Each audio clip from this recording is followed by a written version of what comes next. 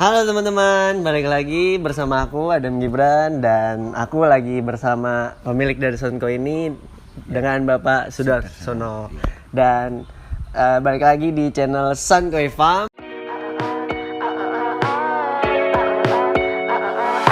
Ada lagi kegiatan persiapan kolam. Mungkin Bapak bisa menjelaskan persiapan kolam itu dalam kegiatan budidaya koi ini sepenting apa sih Pak? Ya, terima kasih Mas Adam. Ini ada kegiatan yaitu untuk persiapan kolam. Persiapan kolam ada beberapa, yaitu kita ada persiapan kolam untuk pemijahan, ada kolam untuk pembenihan, ada kolam untuk pembesaran. Nah, persiapan kolam kalau untuk yang ini yang barusan dilihat adalah kolam untuk penebaran benih. Nah, penebaran benih. Artinya benih itu membutuhkan kesiapan kesuburan tanah untuk menumbuhkan plankton. Di situ ada zooplankton, ada fitoplankton dan lain-lainnya. Artinya keseimbangan tanah harus tercukupi supaya nanti perkembangan planktonnya bagus. Ya, ikan benihnya nanti memakan plankton, ikannya pertumbuhannya bisa normal gitu. Nah, untuk kalau kolam-kolam yang baru sih masih enak karena kesuburan tanahnya masih terjaga. Tapi kalau bagi kolam-kolam yang sudah lama itu harus ada perbaikan untuk pengolahan tanahnya supaya nanti bisa seimbang. Jadi unsur-unsur yang ada di dalam tanah itu NPK, natrium, fosfat, kalium itu bisa seimbang. Nanti ya otomatis perlu pupuk-pupuk tambahan dan perlu tanah itu diolah, dibalik-balik supaya gas H2S-nya itu bisa naik, terurai gitu. Itu kan tadi sedikit penjelasan nih bagaimana tentang persiapan kolam. Kenapa sih harus ada persiapan kolam dalam budidaya? Mungkin Bapak bisa menjelaskan lagi nih tahapan awal persiapan kolam itu hingga akhir itu seperti apa? Ya, untuk tahapannya yaitu pertama jadi tanah dibalik. Dalam membalikan tanah itu bisa menggunakan cangkul atau bajak. Bajak bisa pakai sapi, kerbau, ataupun kalau sekarang udah jarang lah yang pakai itu. Jadi biasanya pakai traktor, hand traktor itu. Jadi tanah dibalik, ditaburi dengan pupuk-pupuk kandang atau yang sudah difermentasi. Ada tambahan lagi. Jadi setelah disiapkan, dipupuk, terus air dinaikkan, diisi air sedalam 40 cm. Setelah 40 cm dibiarkan selama 2-3 hari. 2-3 hari baru ditambah lagi sampai ketinggian 60 cm, baru ikan dimasukkan. Tebar. Nah, penebaran yang bagus itu biasanya sore hari, karena sore hari itu ya tergantung cuaca juga.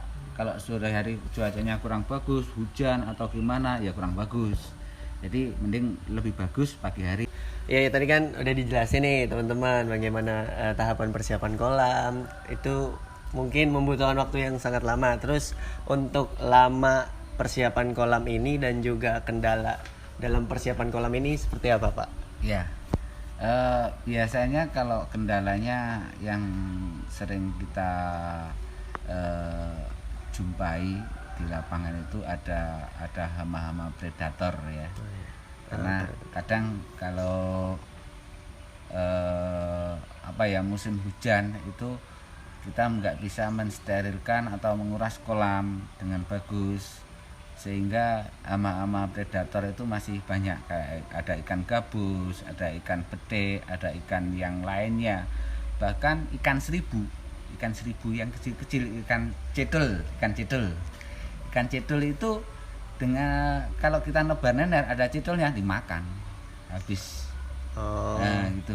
Mungkin kendalanya hama dan predator ya Pak? Hama predatornya itu. Terus untuk terkendala teknis ataupun dalam persiapan lahan itu seperti apa Pak? Untuk menanggulangi kendala-kendala itu, jadi kita harus basmi. Benar-benar dalam penebaran itu harus benar-benar steril dari predator, steril dari hama dan penyakit. Itu biasanya kalau dikuras terus tinggal sedikit, itu kasih pestisida Oh, pestisida. biar mati semua. Jadi biar hewan-hewan yang kecil pun biar mati. Gitu. Perlu diingat ketika kita ngasih air selama 3-4 hari sudah cukup. Jangan kalau air persiapan kolam itu sampai 7 hari itu akan tumbuh hama-hama predator lain kayak ucet, terus anakan capung. Oh, Itu anakan capung itu kalau masih kecil kan di dalam air. Nah, itu yang tumbuh seperti itu. Nah, kalau udah tumbuh seperti itu, jadi harus dibasmi dulu sebelum nanah dimasukkan. Mungkin yang terakhir nih Pak, pertanyaan terakhir dalam kegiatan budidaya koi ini, kenapa di Sun Koi Farm ini memilih kolam tanah untuk dilaksanakan dalam budidaya, kemudian kelebihan dan kekurangannya itu seperti apa Pak? Ya, untuk kolam tanah sebenarnya gini, kolam tanah itu kelebihannya itu tanah itu mampu menetralisir gas-gas beracun yang ada jadi kotoran-kotoran yang ada di bawah. Terus yang kedua, kolam tanah relatif kesuburan airnya itu relatif stabil. Suhu juga relatif stabil, kesuburan tanahnya, akhirnya kesuburan airnya itu relatif stabil. Tapi kalau di kolam semen itu begitu banyak endapan, banyak kotoran. Kalau enggak selalu rajin-rajin untuk disipon itu ngambil kotoran yang ada di bawah pakai selang untuk dikeluarkan, itu disipon. Itu kalau kolam atau kolam terpal harus sering-sering itu. Kalau kolam tanah itu enggak, dia sudah jadi bahkan kalau sudah ada bakteri pengurai di situ di dalam kolam tanah itu akan jadi menguntungkan, jadi pupuk. Dari kotoran-kotoran ikan ini kalau bakterinya mampu mengurai itu akan jadi pupuk. Oh iya, tadi kan sedikit udah dijelaskan kelebihan terkait kolam tanah. Terus untuk kekurangannya sendiri? Kekurangan kolam tanah adalah biasanya lahannya terlalu luas. Terus yang kedua, ada hama-hama predator lainnya. Contohnya ada burung, itu kita sulit mengontrol. Yang ketiga adalah ada ular air itu pemangsa yang paling ganas. Itu kekurangan daripada kolam tanah. Jadi kita harus ngontrol terus. Nah, hama-hama predatornya cukup banyak. Ada burung tengkek. Burung tengkek itu yang warnanya biru, ada merahnya, itu juga ganas. Ya, tadi udah dijelaskan oleh bapaknya dan juga saya sedikit diskusi dan sharing ya Pak terkait persiapan kolam itu ternyata ada banyak. Dan juga tadi juga sedikit sharing mengenai bagaimana tahapan persiapan kolam tanah, terus kendala persiapan kolam tanah dan juga kelebihan dan kekurangan kolam tanah. Mungkin segitu saja diskusi pada pagi hari ini ya Pak ya.